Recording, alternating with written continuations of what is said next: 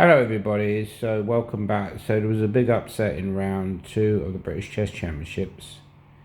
David Eggleston, who's a bit of a British Championship specialist, managed to beat Gawain Morora Jones, who's a reigning champion. And also Michael Adams only drew with Glenn Fleer. So I kind of predicted actually that maybe a 2500, 2400 would win the tournament during the broadcast, and someone like a Daniel Fernandez or a Amit Dartsy or maybe even a Marcus Harvey. However, you've still got Viti Yugov doing well. So if he messes up, then it will start to look like that is actually a genuine possibility. Now this position, David played very natural move Queen H5. Apparently that was a mistake. So this position, what Gawain Jones should play is Queen C7. Now why is Queen C7 a good move? Not quite sure actually. It's quite a tricky move to see. I think partly the reason is you're bringing the queen over to the king side, and you're also facilitating the idea of going knight c5, but possibly attacking e4. So at the moment you can't go knight c5 because of this, and you lose exchange. However, after queen c7, that starts to become a serious possibility. Again, computers just defend positions very well. I mean, from black's perspective, you'd be very worried about potential kingside attack. Computer does not fear ghosts because it calculates very well. Obviously, Gawain is very capable of calculating extremely well himself, but possibly slightly out of form. So let's say, imagine f5 happened. What would happen then? Well, knight might jump into c5. Quite sure actually. After knight c5, let's say I went f6 and just tried to checkmate you. Now I think this would be a bad option because of queen. Oh, hang on, let's go back to that game. So yeah, in the end he did lose that game, but if we just go back to that position after queen h5, not quite sure what happened there. So we said queen c7 was potentially a move, as indicated by the computer.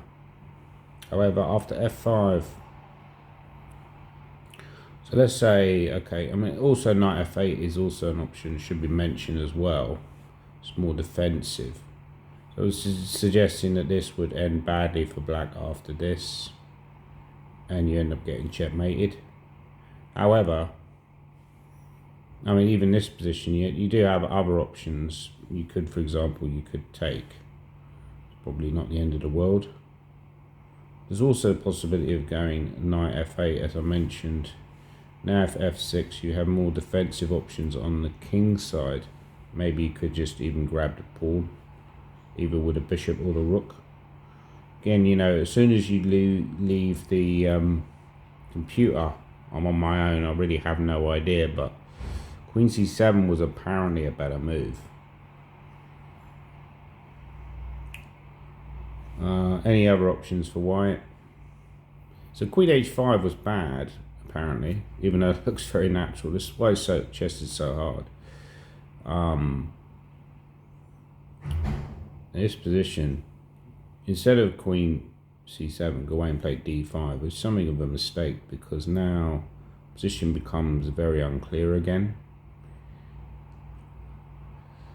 I think a4, when he played a4, that was an interesting move, just to play a4. I wondered if f5 was an option. Does the computer say f5 is playable? Or let's enable it. Yeah, I think that might have been a good practical option because it would have avoided a lot of the problems later in the game where you see like that David played f5, f6 eventually, which is obviously an idea within the position. And this is where black made a mistake. Apparently he's supposed to play something else, not quite sure what. It says here that b4 maybe?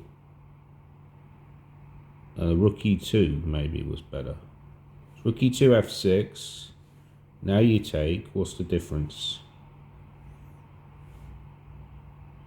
But yeah, the problem is that after rook e4, in this line, after rook e4, f6, now this is bad because of the fact the rook is hanging. So that's well calculated by David. f6 is a natural attacking move. Let's just go back to... So basically, in the end, David won the game. It was a very impressive win, you know.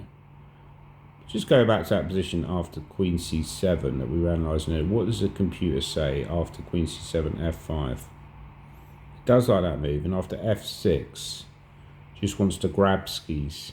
Because that kills the queen g4 idea. Now, if I take... Yeah, there's going to be a bishop e4.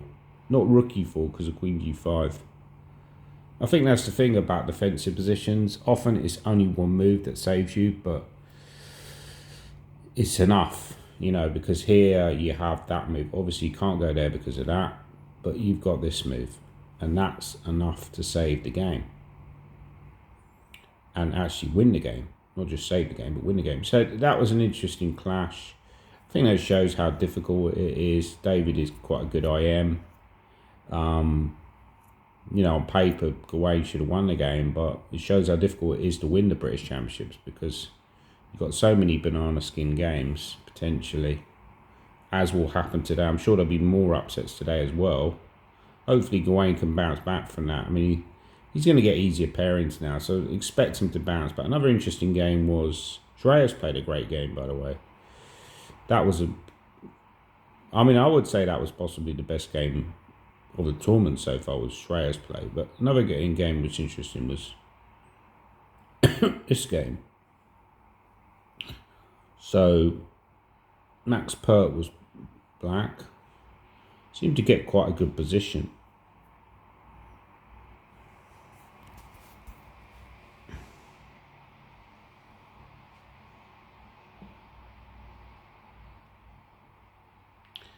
And there was one moment where later on, my fellow co-commentator, Nick Pert, suggested that rook g8. Yeah, I mean, rook g8 was quite... He thought Black's position was quite good. And just because I was going on the result, I said no. But I was wrong, and he was right. Rook f6, for example, would have given Black good counterplay. Position becomes very complicated. Anyway, in the end, Max Pert lost, but he's gaining valuable experience. And potentially is going to go well. It'll be very interesting to see how Rajat Makar gets on today with Black against Vita Yugo. Anyway, thanks for watching the video. Please like and subscribe.